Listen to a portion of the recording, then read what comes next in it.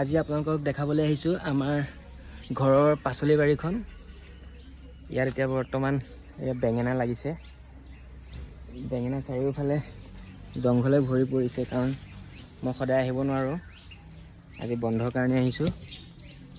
এয়া বেঙেনা লাগি আছে। আজি বেঙেনা ছিঙিও মোৰ, আৰু জংঘলবোৰ যিবোৰ লতা হৈ গৈছে সেইবোৰ কাটিম আজি। ভাত কেৰেলা গছো বগাই আছে, বৰ্তমান লাগিছে দুটা এটাকৈ। ভাত কেৰেলাৰ পাছত আকৌ কোমোৰাও লগাইছোঁ। কোমোৰা বগাই আছে বৰ্তমান। এই কোমোৰা গছ বগাই আছে।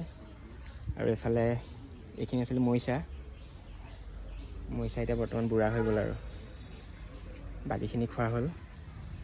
আৰু খেতি বাতিত সদায় যত্ন ল'ব লাগে, কিন্তু মই তেনেদৰে যত্ন ল'ব পৰা নাই। তাৰ ফলত ভালকৈ গছবোৰো বৃদ্ধি হোৱা নাই, আৰু ফলো তেনেকৈ ধৰা নাই। আজি উপায় নাই, যিমানে গৰম নহওক আজি আহিছোঁ। যিমানখিনি পাৰোঁ আৰু চাফাও কৰিম, ছিঙিমো।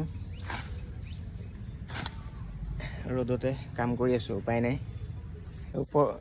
ইয়াৰ ওপৰত কোমোৰা গছ বগাই আছে।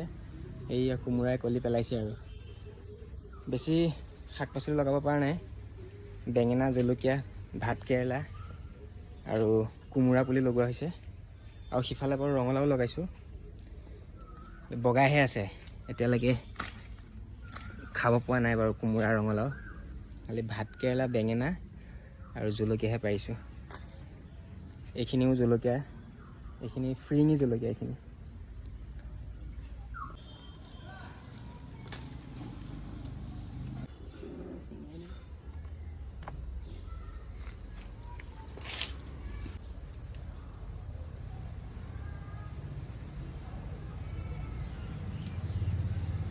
বহুত কিছুমান বেঙেনা মানে সময়মত ছিঙিব নোৱাৰাৰ কাৰণে গেলিও গৈছে।